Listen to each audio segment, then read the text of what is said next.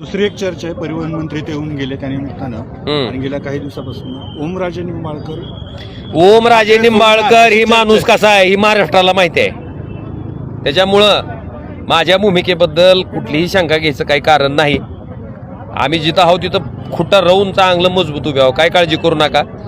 सगळ्यात महत्त्वाचं आपल्या माहितीसाठी मला सांगायचं आहे की हिंदुहृदय सम्राट शिवसेना प्रमुख बाळासाहेब ठाकरे, पक्षप्रमुख उद्धवजी ठाकरे साहेब ह्यांनी मला एकदा आमदार दोनदा खासदार व्हायची संधी त्यांच्यामुळे मिळालेली आहे.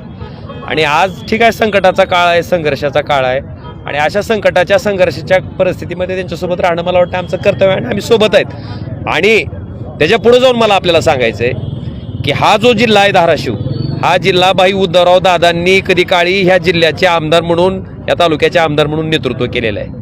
भाई उद्धवराव दादांच्या बाबतीतली एक घटनेची मला परत तुम्हाला उजळणी करून द्यायची की उद्धवराव दादा विरोधी पक्ष नेते होते, चव्हाण साहेब केंद्रात गेले आणि केंद्रात गेल्याच्या नंतर इथं मुख्यमंत्री पद तुम्ही व्हा म्हणून त्या ठिकाणी सांगितलं गेलं होतं. उद्धवराव दादांना तशी गळ घातली गेली होती, पण उद्धवराव दादांनी अतिशय मनमरपणे नकार दिला, म्हणजे मुख्यमंत्री पदावर लाथ मारली त्यांनी.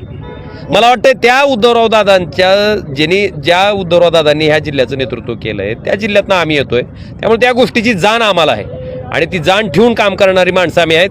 सगळ्यात महत्त्वाचं, जन्माला आलेला प्रत्येक माणूस कधी ना कधी मरणार आहे आणि मेल्याच्या नंतर त्याला वर बॅगा भरून काही नेता येत नाही, ना जमीन नेता येत नाही. माणूस मेल्यानंतर त्या माणसाचं शिल्लक काय राहतंय तर फक्त नाव आणि काम राहतंय आणि ते नाव आणि काम जपायचं काम आम्ही नक्की करू. ओमराजेंना गळ घातली जाते, कोणाला काय तुमचा निर्णय तुम्हाला शिंदे गटाकडनं त्यांना काय ज्यांनी तुम्हाला म्हणले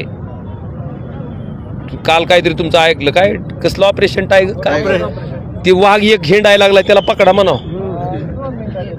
त्या यवतमाळ मधून आलाय, ती लागले हिंडायला इकडं, त्याला पकडा म्हणाव, ती टायगर ऑपरेशन करा. 2 बिबटे बी फिरायला लागले, त्याचं बघा म्हणाव काय करायचे ती.